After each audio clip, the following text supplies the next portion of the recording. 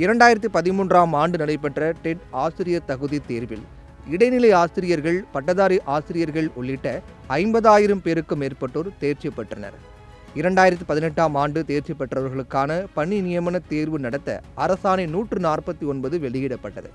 அப்போது எதிர்க்கட்சி தலைவராக இருந்த மு.க.ஸ்டாலின் அவர்கள் குறிப்பிட்ட அரசாணைக்கு கண்டனங்களை தெரிவித்தார். மேலும் 2021 சட்டமன்ற தேர்தலின் போது திமுக ஆட்சிக்கு வந்தால் டெட் தேர்வில் தேர்ச்சி பெற்றவர்களுக்கு வேலை வழங்குவேன் என பணி நியமன தேர்வு தொடர்பான அரசாணையும் ரத்து செய்வேன் என்றும் வாக்குறுதி வழங்கினார்.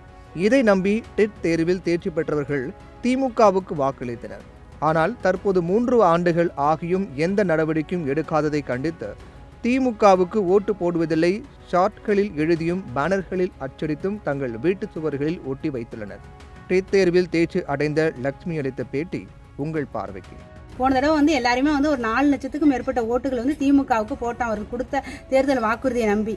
இந்த தடவை அது எதுவுமே நிறைவேற்றதுனால எங்களோட குடும்பம், உறவினர்கள், நாங்கள் தேர்ச்சி பெற்றவங்க எல்லாரும் சேர்ந்து ஒரு 5 லட்சத்துக்கும் மேற்பட்ட ஓட்டுகள் திமுகவுக்கு கொடுக்க போகிறதில்ல.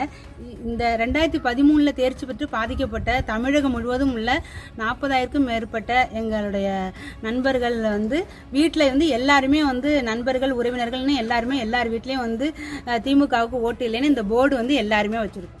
ஒட்டுமொத்தமாக டெட் தேர்ச்சி அடைந்தவர்கள் மற்றும் அவர்களின் நண்பர்களும் உறவினர்களும் திமுகவுக்கு வாக்களிக்க மாட்டோம் என உறுதி ஏற்றிருப்பது தேர்தல் களத்தில் திமுகவுக்கு பின்னடைவாகவே பார்க்கப்படுகிறது.